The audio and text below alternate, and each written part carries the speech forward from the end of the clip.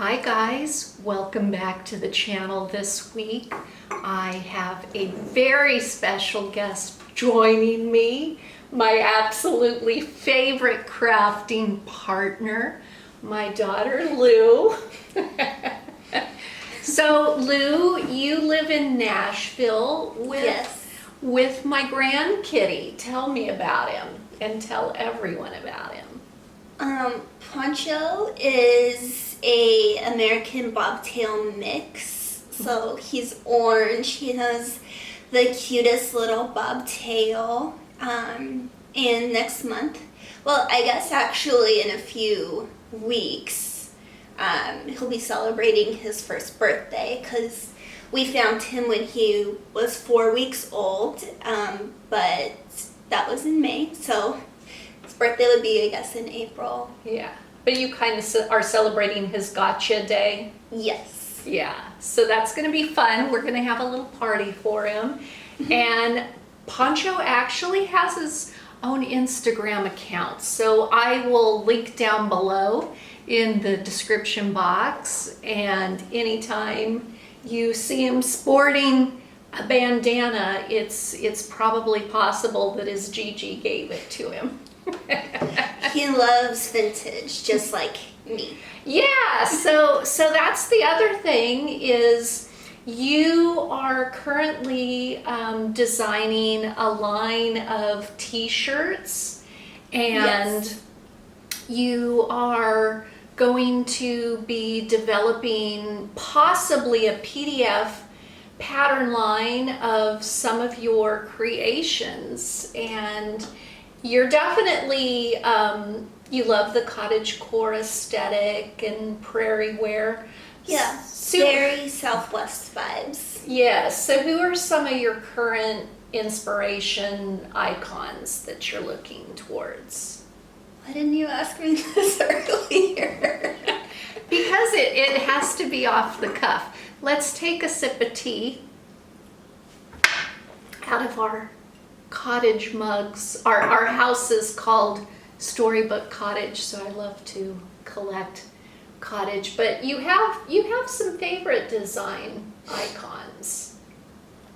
Yeah, but I wouldn't say they're inspirational to me in terms of like Southwestern wear.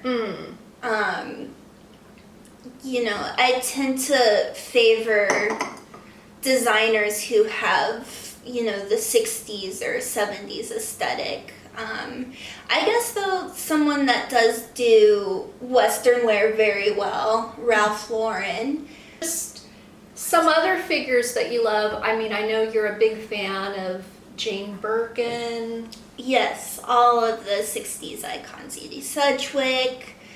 Let's see, who else? Why can't I think of anybody? Lori Partridge. I always do wish I was a Partridge family member.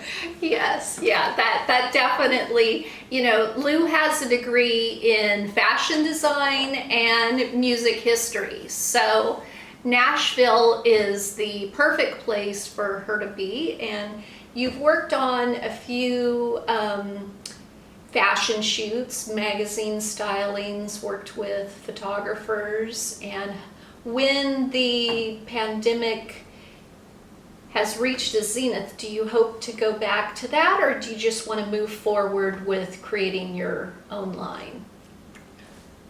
I mean, yeah, I would like to collaborate again. I do always love a photo shoot setting.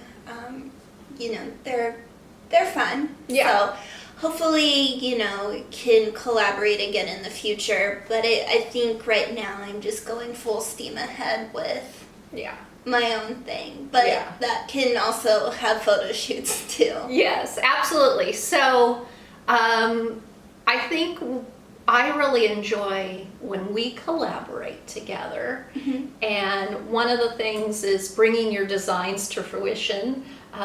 This blouse is one of your new creations, and the PDF that we hope to bring to fruition, and it has, the ruffle cottage, but But also, I mean, I definitely see kind of the Southwest prairie pioneer influence too.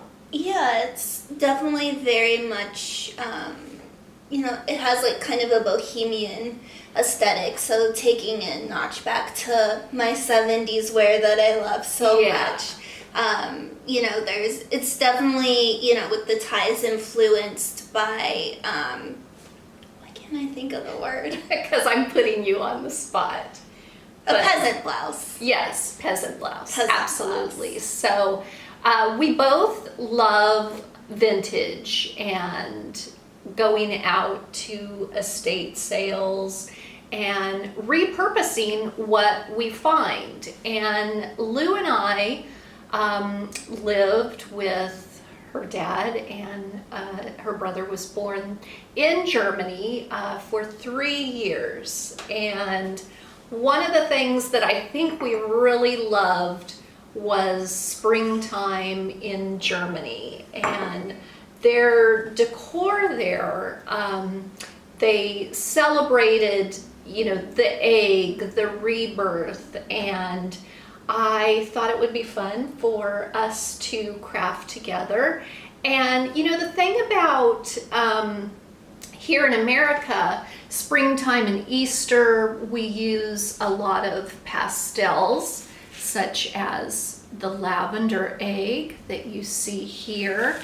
But in Europe, they use a lot of pastels. And so this beautiful French blue was kind of inspired by France. And so over in Germany, the paper mache egg is very popular, and you normally see them in these brightly colored designs. And after a few years, that can start to rub away and the colors lose their luster.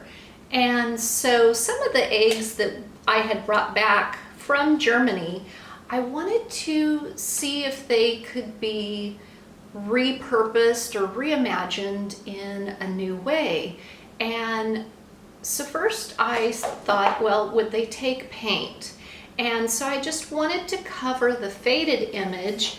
And so I began with a single layer of just white paint, and it covered beautifully. And you can do this with spray paint or acrylic paints, and you just apply a thin coat and let it dry. And then from there, you can really choose whatever color that you want, and the sky's the limit. I mean, you could even create amazing iridescent black dragon egg inspired creations if you wanted to. But oftentimes, if you're going to create this as a gift for somebody, because they do open and you can put in special little Easter treats, or simply use them as decor. I'll move them out of the way. You may want to choose a color that fits that person. So Lou, you had kind of gone through some of my vintage floral bins and had selected a color story that's sort of pink and coralish. Is that a color you're loving right now?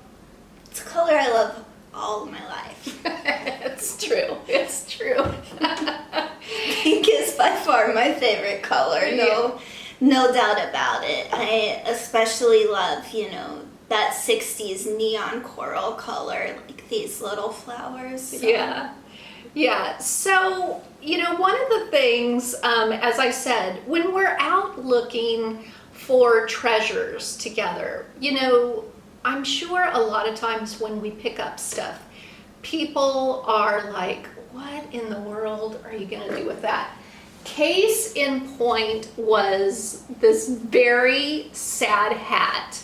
But it was covered in these really glorious yellow blooms. And so I removed the blooms to use on this egg that I have painted for a special gal that's going to receive it. And I don't think I'm done with the hat either. It may show up in a transformation in a future video. But one thing to keep in mind is even if you see flowers that perhaps have lost their luster, or little leaves that need a bit of TLC, this one just needs to be re-glued because they're vintage. The glue comes off after a while. Even some of these berry picks that Lou selected, there's age spots. I can relate to that, but there's still goodness left in. So once you have decided on the color, and this is another egg that I'm going to be making with this color palette that has sort of, soft cream and ivory and cafe au lait. And so I just wanted a really muted finish. And believe it or not, the yellow egg, the color that I first selected was this bright light yellow, and Lou had this corally pink. But to get the softer finish, Folk Art makes a great metallic line, and it's sort of a pearlized essence. My favorite one is champagne, but it also comes in silver, platinum, and pearl. And so that just creates this beautiful finish that you see on the eggs, and you can see very clearly the difference in once you apply those paints. And so once your eggs are dry, you're then going to wrap the edge with ribbon, lace, gimp. And this is a great way, those small scraps that you're not really sure what to do with, this is a great way to repurpose. And I usually try to start it on the side and just apply a thin bead of glue. Now with Gimp, it can fray a little bit. Don't worry about it right now. We can go back and clip that off. And if you need to really push down your ribbon or lace in particular, and don't want to touch it with your bare finger because it can be hot, you can use a chopstick or toothpick to kind of put it in place. And you're just going to continue to go around, wiping off any excess glue that might peek out. And if this is something that you would like to try with younger kids, you absolutely can use craft glue. It just takes a little while longer to dry. And so for the essence of a YouTube video, we're opting to use the hot glue. But if you're going to involve smaller kids, white glue is a great option. And if the edge looks rough, you can cover it with a little button or a charm, anything to hide that seam. And you had probably seen before on the other eggs that I used vintage and antique buttons to cover that little seam area. So I'll show you. So right there, if you can see that, and then that hides your seams. And you do want to make sure that it's just on the upper edge. And then the second section of the egg, you're going to repeat that, but where it fits inside the other egg, you do not want to apply it there. You want it on the bottom lip so that then when the egg is shut, it meets in a flush manner. So once you have the Gimp applied, then that is when you can start adding the elements that you love. And, you know, I have the scissors. oh, absolutely. I should have gotten you your own pair. It's okay, we like to share. We do like to share. That's the beauty. Although your feet are much smaller than mine, so we can't share shoes, which is a pity because you have an amazing boot collection. I think you really want to try on my new 5-inch platform boots I just bought. Yeah, I don't think so, but thank you for your willingness to share. Those are for like young Studio 54 loving individuals, and you'll wear them well, I'm sure.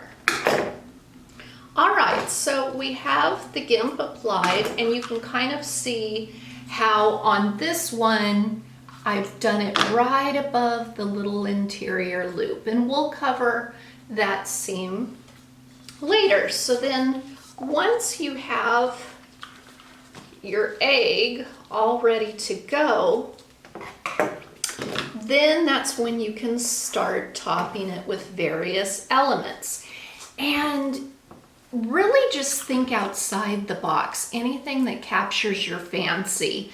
I usually like to begin with a layer of leaves and then top with some of the bigger blooms, such as this, and then tuck in little fun elements, little mushrooms, birds, berries. So for this yellow egg, and sometimes I forget which is the top and which is the bottom, but it doesn't really matter.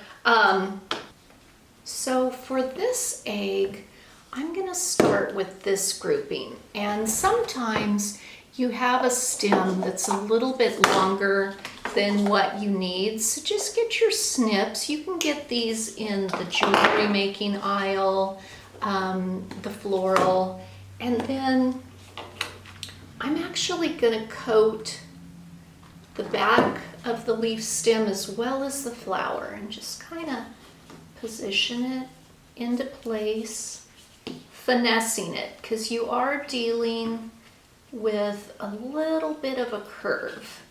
And then I might, just to sort of balance it out, add in a leaf over here.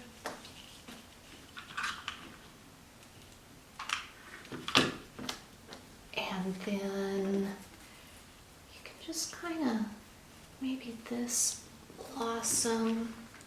There's no right or wrong when you're creating. And again, sometimes the flowers can be a little bit matted down, and an easy way to fix that is you take a pot of water and bring it to a boil, and with tongs, because you don't want to get your hand close to the steam, just hold the blossom over the steam from the boiling water with the tongs, usually between 1 to 2 minutes.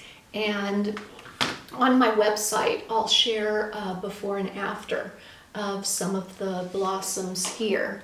And then, you know, once you have your larger blossoms in place, that's when you can then start nestling little smaller ones in place. And we are big fans of the more is more family, and so, you know, how much is too much when you're decorating your eggs.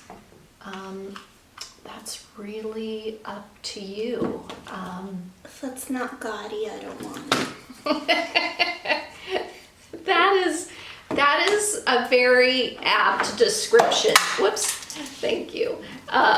You know, even as a child, you wanted sparkle, you wanted leopard, bright color.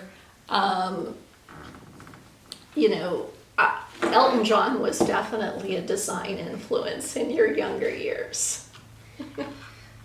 He still is to this day. Yeah. Well, my fairy godfather. Your fairy godfather. Yeah, and so, you know, you can also sometimes see, oh, okay, maybe just another little bloom right here in the back. And I think what I'm gonna do is I'm gonna take one of these smaller blossoms. I keep losing my glue stick. Oh, you can, here, you can use this one and I will find your glue stick. I'm actually done, so go ahead. And, I guess I'm just dilly-dallying. That's okay. Slow and steady wins the race for sure. So I just need 2 more squirts, maybe another blossom to finish that front edge. So you can kind of see. And then what I'm gonna do to hide the seam is I think it might be fun to add, sometimes you have to look and see which bloom or button might be best because, yeah, so I think I'm gonna run another blossom right down here, kind of like a cascade design of blossoms, and then this bigger bloom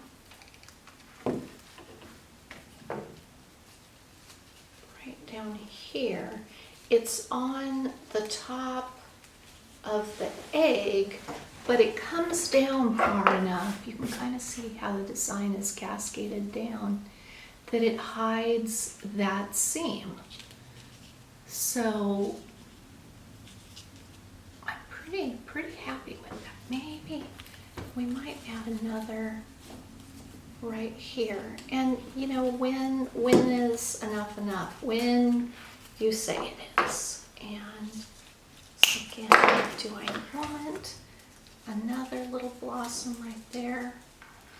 I think. So go big or go home is definitely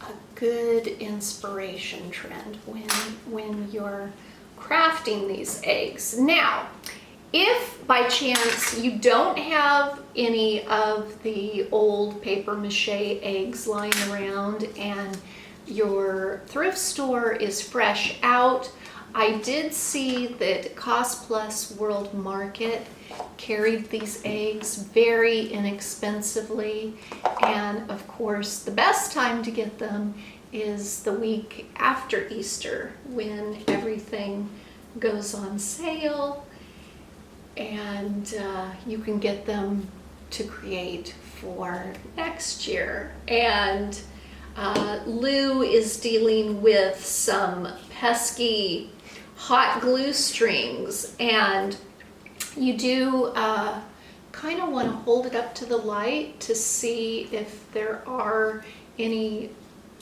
wayward strings of glue.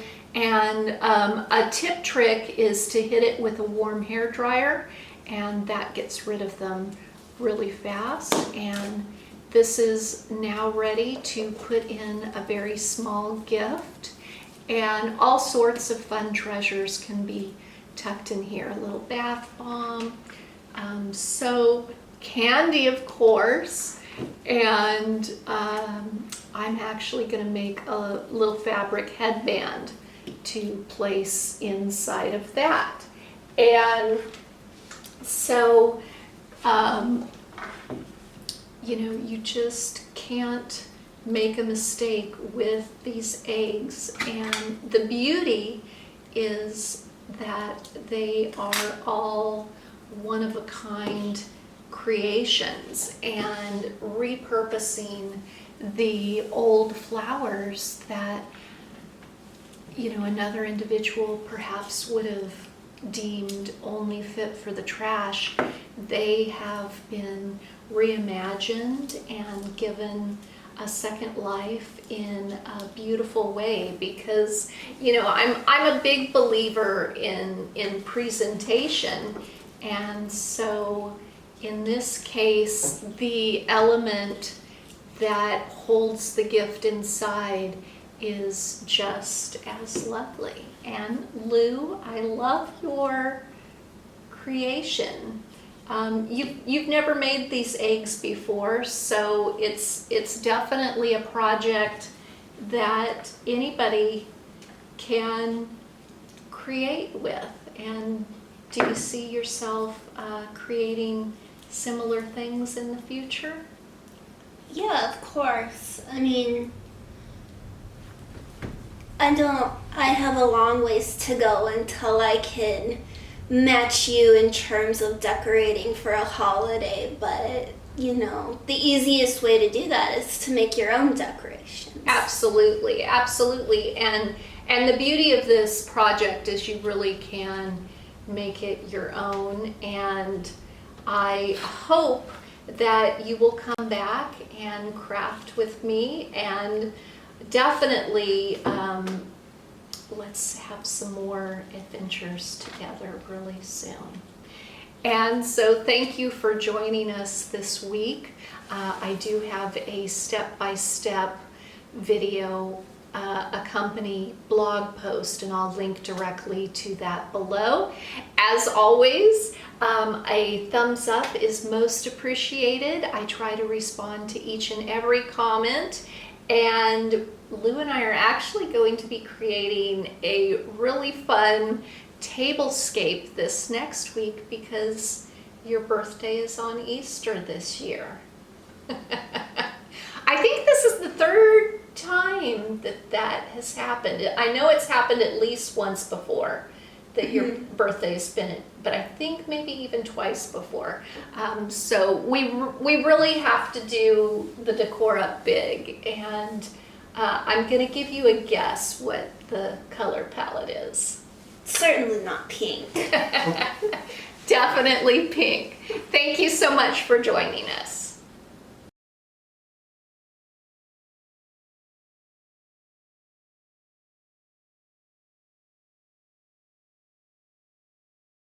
Different flea markets, Goodwill, thrift shops, you can often find these paper mache eggs. And yes, Grace, we know that the refuge collector is here. Thank you. You gotta love her. Yes. Do you want to craft? We'll be editing this part out.